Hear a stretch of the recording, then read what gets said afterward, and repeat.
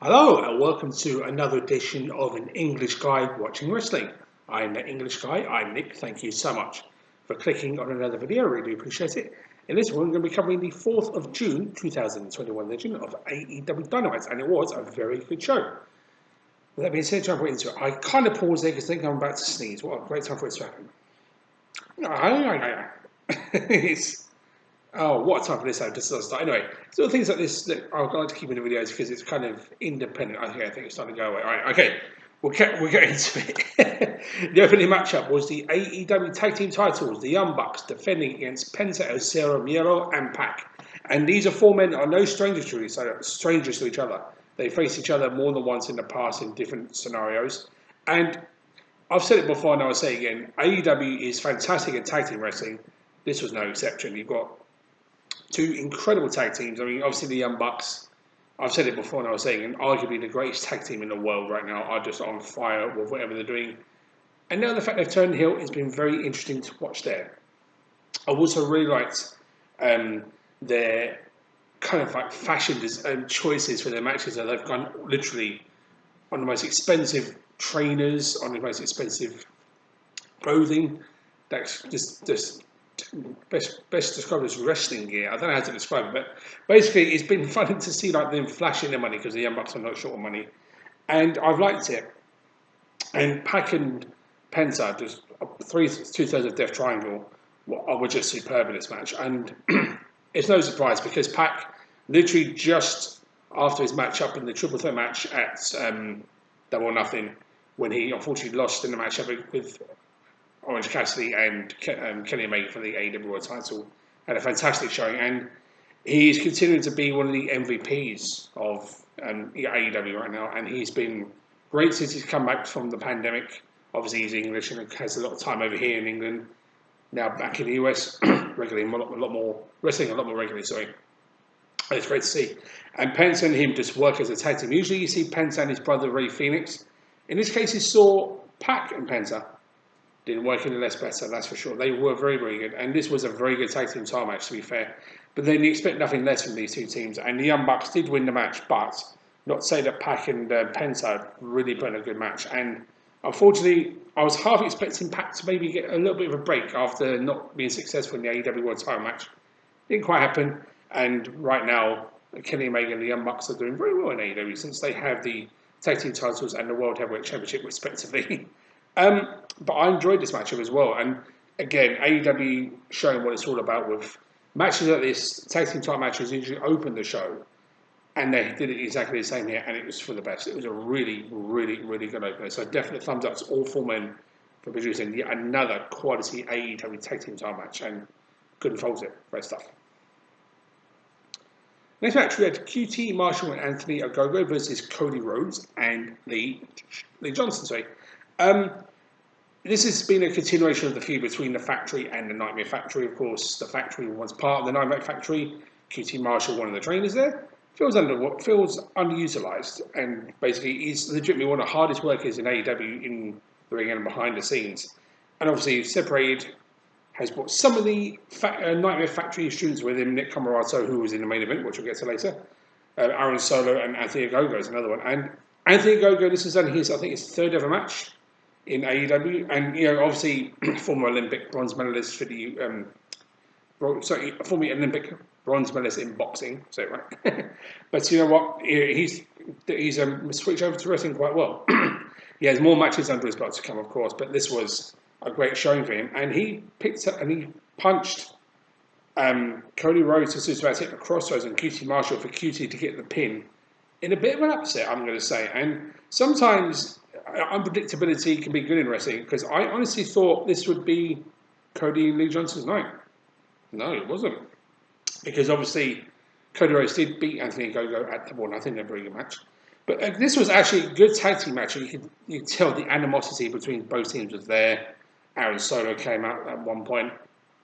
Colton Gunn came out at one point. Sorry. Austin Gunn. No, it was Colton Gunn. It was Colton Gunn. My apologies. And it's because obviously Gunn is part of the Nightmare Factory. The whole Gunn Club is, to be fair. But obviously the animosity is to continue there, and it was showing this matchup. Dirty tactics from the Factory. Obviously the Nightmare Factory trying to stand up for what is right in wrestling. And it showed in this matchup, and I liked the continuation of the feud in this match. I've enjoyed it so far because very rarely do you see a wrestling training school split and become two warring factions within the same faction, as in within the same school. So it's kind of interesting to see that. But this was again a good continuation of it. It's happened in the past in matches. This was another good way to consider it. So thumbs up to all four men for producing an entertaining tag team match show. Or not. Next match we have Jungle Boy and Christian Cage versus Private Party. Now this matchup came about after the Casino Battle Royale at Double or Nothing, where Jungle Boy eliminated Christian Cage to win and become the #1 contender for the AEW World Championship. Now, Private Party, of course, under Matt Hardy organization, and of course Matt Hardy and Christian Cage no strangers to each other. They've known each other for many years and have faced each other so many times in wrestling. And they're looking to continue their long-time feud, shall we say. I think rivalry might be the better way to put it, to be completely honest, but continuing in AEW, and I'm all for it, because I used to love their matches back in the day. And obviously to continue on with his part of the Matt Hardy organisation, Private Party, who are legitimately one of the best tag teams in AEW, despite the fact they have completely changed things around the way they used to be, but it's been great to watch, to be fair. And of course, I don't think there's anyone in AEW apart from Matt Billy Gunn that knows, and Matt Hardy that knows more about tag team wrestling than Christian Cage. He's, of course, multiple time tag team champion. Tag team Jungle Boy, who is the man at the moment right now in AEW. He's the man to watch because he's just on a roll, on fire, and legitimately is the hardest. So the man who's had the most matches in AEW than anybody else. That's absolutely true. But in all seriousness, I put that awkward stuff aside, it was a very good tag match. I thought both teams played up to what they do very, very well, with obviously Christian Cage being in the ring and Private Party taking a mick. A shout out to the old days of Christian when he was with Edge and they did the 5-second pose, of course. They had to take the mick out of Christian Cage for that. But it backfired because Christian Cage did manage to get the tag into Jungle Boy after hitting moves on Private Party. Got a snare trap and Jungle Boy picking up the win. And he's a man, as I said, who's on fire right now. He's just firing on all cylinders. It is Jungle Boy's moment. And of course, on the 26th of June, he will get a shot at the AEW World title. And I'm very looking forward to that matchup because I've never seen Jungle Boy and Kenny Omega have a match before. So that is going to be a great match in itself. And this was a good way to continue the momentum for Jungle Boy in what was a very, very good tag match. I enjoyed this. And very well, good showing from all four men in this one. And when you've got one of the best tag team wrestlers of all time, Christian Cage, a fantastic team like Private Party and Jungle Boy, all in the same ring, you are going to get good stuff. And you did get good stuff here. It was very well told. Private Party really played up against Christian to make them take the mick out of him from his olden days. It's great too. But I enjoyed this one for what it was. And I think this was a fantastic change of pace for the usual tag matches you see in AEW. And all four, though, the variety they're putting out as of late has been nothing short fantastic. This was no exception. So thumbs up to all 4 men for producing a very good match here.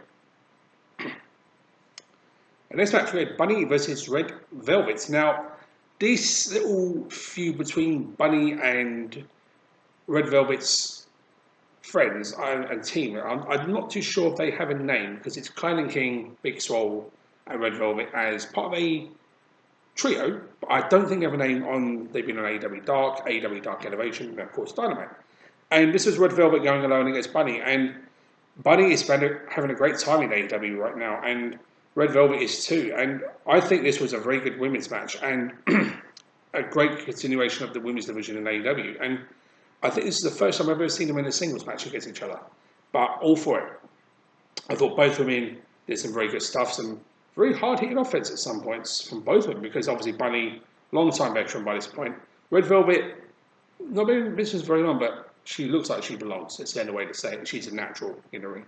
And I like this matchup. And I think Red Velvet winning was the right call, even though I half expected Bunny to win this because she's been a little bit raw as of late. But Red Velvet picked up the win. And hopefully this little feud will continue because obviously Bunny teamed with Nyla Rose recently. And who knows what's going to happen next, because obviously it's going to be interesting to see what happens next in this little feud, shall we say. I'm not sure if it's just going to be Bad Bunny against the whole 3 of them, Red Velvet, Big Swole, and Klein King, but if it is, and she doesn't find a tag team partner, it's going to be interesting view to say the least. But I enjoyed this match, so thumbs up to both ladies for that one. Which brought us to the main event, the very first ever ball rope match in AEW history. Dustin Rhodes against Nick Comoroto, and this came after the Casino Battle Royale at Double Nothing. And if there's anybody in AEW who doesn't know any more about ballroom matches than Dustin Rhodes, I don't know who he is. He's obviously, no pun intended, an actual. He's done it he's had so many in the past. He obviously learned it from his father, who was another master of the ballroom match. But this was a ballroom match that I didn't see coming, because I knew there was going to be a matchup between these two after what happened in a Casino Battle Royale. But a ballroom match? Interesting. That being said, ballroom matches have a tendency to be a little bit unpredictable, but good in a good way. I don't mean in a very good way. Have a tendency to be a little bit out there because you don't see many ballroom matches these days. This one was unpredictable, yes, but was not out there. It was actually very well put together match for both men. Of course, Dustin Rhodes is a veteran of ballroom matches, so of course him helping out Nick Comoroto, and I think Nick Comoroto's first ever ballroom match. If that's not true, then fine. I'll hold up my hand and say it's not. But I think this was a very well told match, to be fair. And I think when it comes to ballroom matches, you have to. Obviously, the ball rope is going to be put into play at some point. They used it in just the right amount. They used it as a weapon, of course, with the cowbell. But they also used it to advantage of the ropes, as they've seen it before. But there was some good, hard-hitting offense from both of them in this matchup. And when it's a ballroom match, you kind of expect it. And Nick Comoroto is, he is a monster. That's the only way I can best describe him in AEW. But he put on a very good showing here, and his first ever ballroom match against us in AEW. And of course, Dustin Rhodes, he was the right man to have his first ever ballroom match in AEW, because I think his brothers had one or two before, this being Cody Rhodes, of course. But don't quote me on that. But I will say, Dustin came out on top, and in a very convincing fashion, because Nick Comoroto is not an easy guy to beat, but hog-tying Nick Comoroto and getting the pin on him was the right way to do it, and it made sense. And obviously, to get a win in such a clever fashion is not something you wouldn't expect from a ballroom match veteran like Dustin Rhodes, and he showed it. And this was a very good ending to this matchup, and actually a very good match to top off what was overall a very good episode of Dynamite. And little side note, Andrade made his AEW debut, so a new face in AEW, and one I kind of saw coming, but definitely not again, because I really do rate him highly. I think he's a very underrated wrestler. So I'm looking forward to see what happens next with that guy. And a lot more to come in AEW, of course. It's firing all cylinders right now. It's been the wrestling company to watch this year. And I'm looking forward to see next week's episode. And of course, AEW Dark and AEW Dark Elevation, which I'll be happily covering when they're on the air, or after I've watched them, of course. But on that positive note, I shall end the review here. Thank you so much for watching. I will see everyone next time. Until next time, take care.